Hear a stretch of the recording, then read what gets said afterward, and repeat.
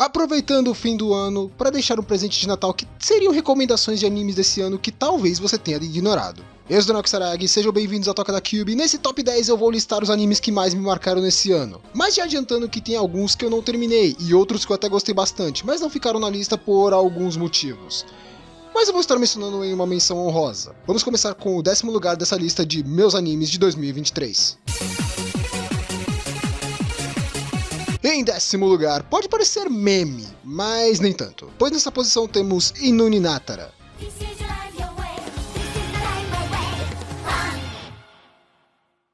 A história de Inuni Natara fala de Pochita, mas não é aquele Pochita, mas sim um cachorro que, na verdade, é um garoto que foi transformado em um cachorro e acabou se tornando o bichinho de estimação da Inukai, a garota popular da escola e que no caso é a garota que ele ama. A história desse anime praticamente não existe durante muitos episódios, sendo só desculpas para a cena ecchi, mas as personagens e desenvolvimento delas é bem divertido de se assistir, fora que perto do final surge um plot twist interessante que ajuda a chamar a atenção para uma Season 2. O problema desse anime é o mais óbvio. Por ser um protagonista cachorro em um anime ecchi, acaba tendo muitas cenas dele se esfregando nas garotas, o que fez muitos associarem com Zou.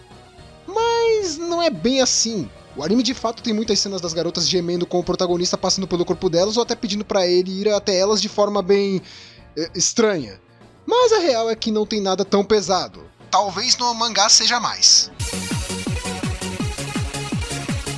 Em 9º lugar, começando os animes que eu curti pra caramba, mas não terminei, e é só por isso que eles não ficam em uma posição melhor. E nela temos Mashiru.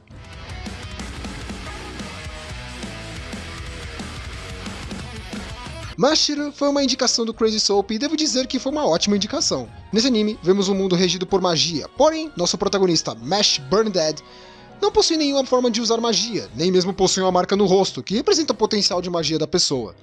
Por culpa disso, ele acaba se tornando alvo para ser morto para manter o mundo apenas povoado por pessoas com magia. Mas a questão é que Mash levou muito a sério a frase "só apela para magia que não se garante no soco". E o infeliz se tornou uma montanha de músculos tão absurda que deixaria o Saitama orgulhoso. Por causa disso, o Inquisitor que veio matar ele faz uma proposta para que ele possa ser liberado. Nisso, ele teria que entrar na Academia de Magia e se tornar um Visionário Divino, que seria um dos alunos da elite da escola. Caso ele conseguisse, ele poderia ter uma vida tranquila com o pai dele. Mashiru é um anime muito puxado para o nonsense, sendo muitas vezes mais aleatório e estranho do que realmente sério. Mesmo tendo sim temas pesados e tratados de forma séria, é um daqueles animes de nonsense que sabe dosar as piadas para momentos de zoeira insana e momentos sérios que te fazem ficar preocupado com os aliados do Mash. Agora, em 8º lugar, temos Undead Girl Murder Farce.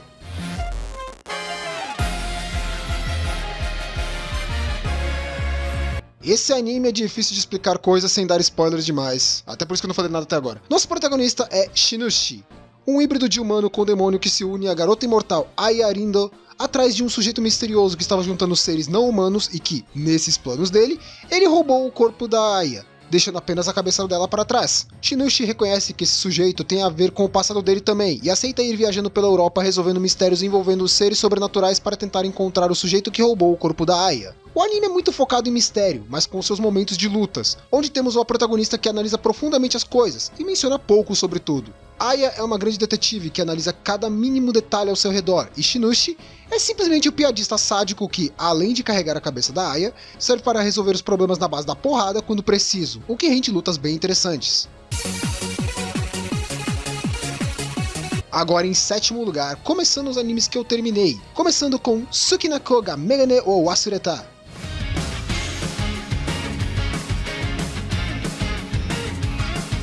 Eu cheguei a fazer uma review sobre esse anime um tempo atrás, mas para resumir, a história fala sobre Komura, um garoto que é apaixonado pela sua colega de classe, Mie. A questão é que Mie é uma garota desligada que usa óculos, mas vive esquecendo eles, e por culpa disso, ela acaba se aproximando do Komura para que ele não pense que ela está irritada, mas com o tempo, a relação dos dois vai se desenvolvendo ao ponto de que ela começa a depender bastante do Komura e vai desenvolvendo um sentimento por ele. Sukinako é um anime bem fofinho e divertido, que começa parecendo apenas mais um roncon normal e lento, mas aos poucos vai se desenvolvendo, principalmente por parte da Mie, que começa a perceber os sentimentos do Komura e começa a se jogar mais pra cima dele, e rende muitos momentos dos dois como um casal fofo. Em 6º lugar, temos mais um anime de uma vilã sendo personagem fofa e querida. Estamos falando de Enfim, eu vou tentar falar isso só uma vez, ok? Tsundere Akuyaku Reijou Lizelote to Jikyo no Endo-kun to Kaisetsu no Kobayashi-san.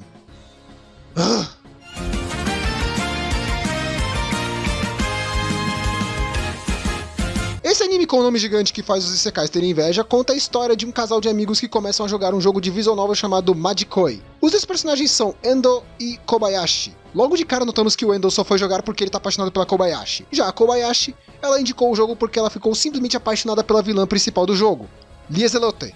Por qual motivo? Ela é uma tsundere fofa e eu não estou zoando, é sério, é por isso. O maior motivo da Kobayashi gostar da Lieselote é por notar os verdadeiros sentimentos que ela esconde atrás da imagem agressiva e malvada que ela tem durante o jogo. Porém, enquanto os dois vão jogando para ajudar o Endo a se acostumar a falar mais por serem do clube de rádio da escola, eles começam a narrar os acontecimentos de acordo com suas impressões. O que eles não esperavam é que um dos principais pretendentes do jogo e noivo da Lieselote, Sigwald, acabaria conseguindo ouvir os comentários deles. Nisso, Kobayashi nota que eles podem afetar o decorrer do jogo e se lembra que o destino da Lieselote em todas as rotas é ser morta pela entidade maligna que surge na escola de magia no jogo. Nisso, Kobayashi e Endo se propõem a ajudar com as dicas para Sigwald salvar a vida da Lieselote e com isso criar o melhor final feliz de todos os tempos. Tsundere Akuyaku tem uma ideia próxima de animes de jogos de dating simulator, como o Hamefura ou até o Atashi no Oshi wa Akuyaku Reijou, onde temos uma personagem do jogo originalmente sendo a vilã, mas que se torna cada vez mais uma protagonista amada por todos, ou pelo menos pelos protagonistas da história. A diferença nesse caso é que o motivo para o pessoal se apegar a Lieselote é mais pelos comentários da Kobayashi e do Endo, que revelam os verdadeiros pensamentos dela por trás de tanta agressividade, o que faz os personagens verem um lado mais fofo dela. Em quinto lugar, por mais que acabe surpreendendo alguns, ficou com o spin-off da Megumin, Konosubarashi Sekai ni Bakuen wo.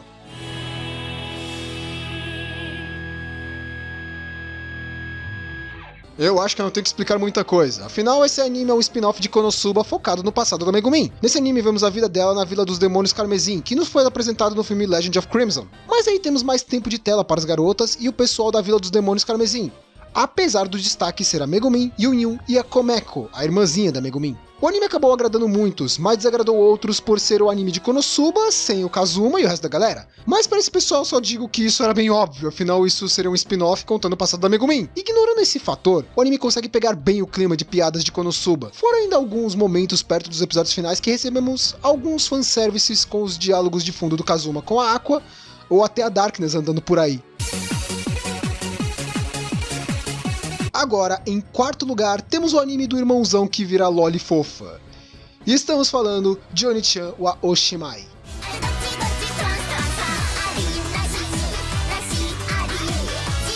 Eu falei rapidamente em um short, mas para resumir bastante, nesse anime temos Mahiro, um garoto vagabundo que se isolou no seu quarto jogando jogos online e se tornou o autoproclamado protetor do lar, mas isso desagradou sua irmã mais nova, Mihari, que aproveita seus conhecimentos de ciência e cria uma poção que transforma ele em uma garota fofa, e com isso, ela pretende forçar Mahiro a passar por uma reabilitação para voltar a ser alguém ativo e sair mais do quarto e voltar a viver a vida dele. Aos poucos, Mahiro começa a ter contato com pessoas e acaba entrando para a escola da irmã mais nova da amiga da Mihari, que ele havia conhecido por acidente, e nisso a história se desenrola com a relação da Mahiro com suas novas amigas e a sua irmã, e os dois mantendo ainda o segredo de que Mahiro na verdade é um garoto no corpo de uma garota. A abordagem dos temas e principalmente o desenvolvimento dos personagens é bem interessante e divertido.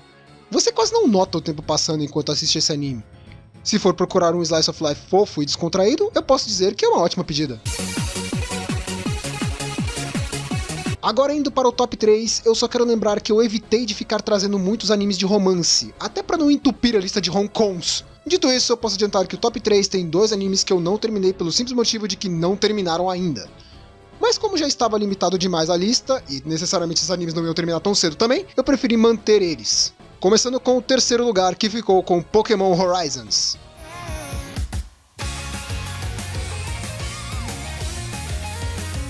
Eu já havia mencionado antes que quando o Ash venceu o campeonato mundial contra o Leon em Journeys, eu esperava que eles não voltassem com ele como protagonista, e foi exatamente isso que nos entregaram, e eu não podia ficar mais satisfeito.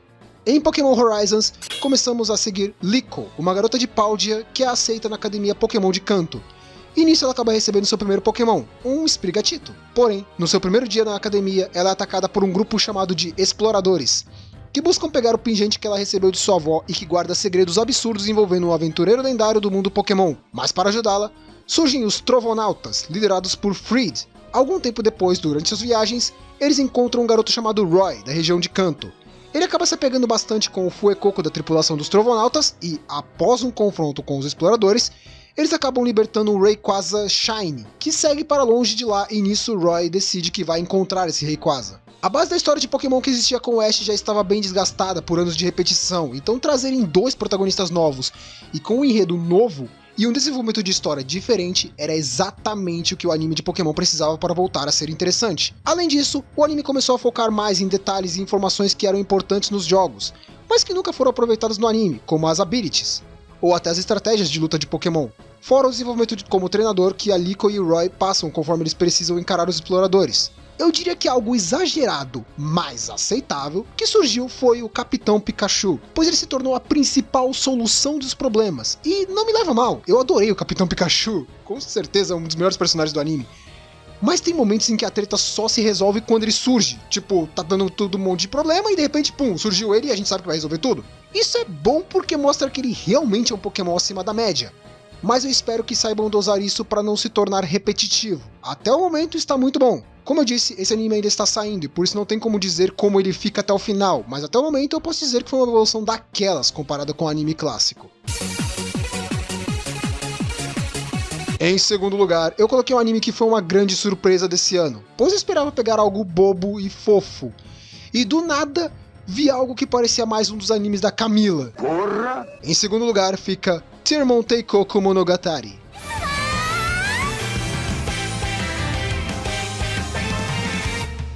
Esse anime realmente me surpreendeu.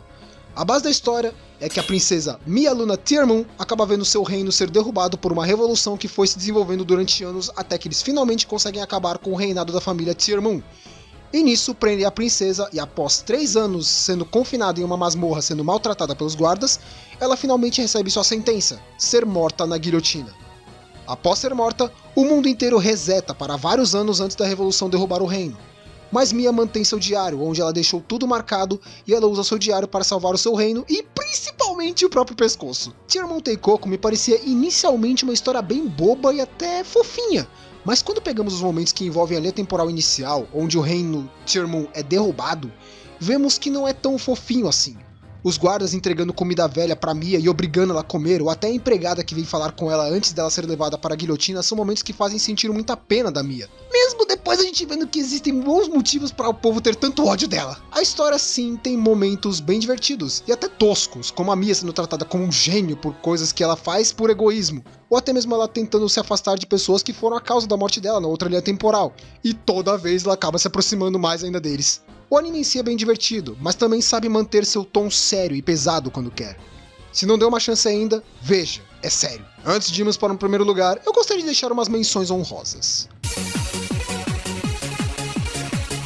As menções honrosas vão para Shingeki no Kyojin Kanketsuren Zenpen, que apesar do Kouren ter sido bem broxante, o Zenpen ainda se manteve sendo um especial muito bom, que trouxe o que esperávamos de Shingeki. E entrando também na lista de animes que eu gostei, mas não coloquei para não entupir de Ronkons, temos Jujou Shiranai, Yamada-kun, Tomo-chan e Korizokusei. Mas para não dizer que eu esqueci, também quero dar destaque para Jidou Hanbaki, ou também conhecido como o Isekai da máquina de vendas, e Kaminaki, que são títulos que foram muito bons, mas que eu não coloquei na lista porque eu achei que não valia a pena. Agora em primeiro lugar. Pode parecer até irônico, pois foi um anime que eu reclamei demais antes de ver, e até hoje eu não considero ele algo tão impressionante assim. Mas posso dizer que foi sim um anime que soube chamar a atenção e desenvolveu uma história de forma excelente, e eu tenho que tirar o chapéu para o fato de que ele realmente foi um grande anime desse ano. Em primeiro lugar, vai para Oshinoko.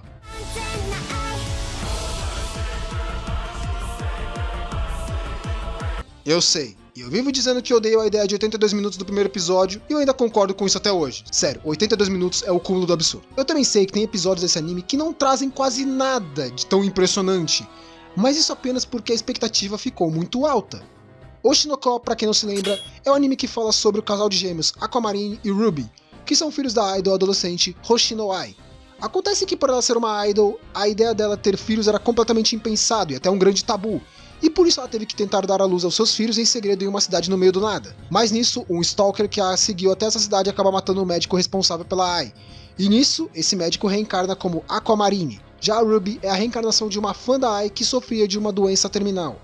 O anime foca bastante nesse lado sombrio do mundo das estrelas, onde para os espectadores é tudo lindo e colorido, mas por trás dos panos é sujo e corrompido. E nesse cenário que vemos Aqua em sua jornada para encontrar o pai biológico dos filhos da AI, pois tudo indica que ele tenha sido o causador da morte dela. O problema sobre Oshinoko eu sinto que foi sua introdução e o seu clima principal. Cenas como a morte da Ai, ou até mesmo episódios sobre a Kani, que quem viu sabe do que eu tô falando, acabam trazendo um ar específico para o anime que, pelo que parece, o pessoal esperava que fosse acontecer muito mais vezes, o que não foi o caso. Agora, a minha opinião sobre o anime é que ele se manteve no nível de sempre, tendo alguns picos de qualidade acima do normal, com momentos que fez o pessoal relevar mais, e isso é bem impressionante. O problema disso é que quando ele acaba não tendo esses momentos, o pessoal acredita que ele está decaindo demais e acaba reclamando pra caramba. O meu maior problema, na verdade, é o Aqua e seu lado psicótico, mas não é nada que realmente estrague o anime. Só não curto.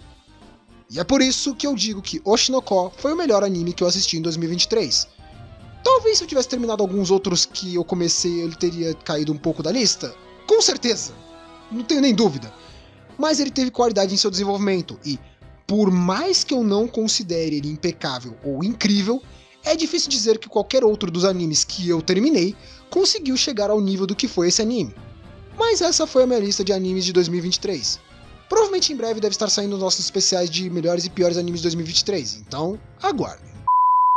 Antes de finalizar, gostaria de agradecer aos membros Classe S que têm apoiado o canal, como o Silvan, que renovou mais uma vez como membro Classe S, e também um muito obrigado a todos os que se tornaram membros Classe S nesse ano em algum momento. Mesmo que vocês não estejam aí agora, eu agradeço muito pelo apoio que vocês deram durante todo o ano. E se virem possibilidade de voltar a serem membros, eu agradeço bastante. Se quiser apoiar o canal e ajudá-lo a crescer mais em 2024, só vir na opção de Seja Membro e se tornar um dos nossos membros Classe S. Muito obrigado por tudo e até a próxima.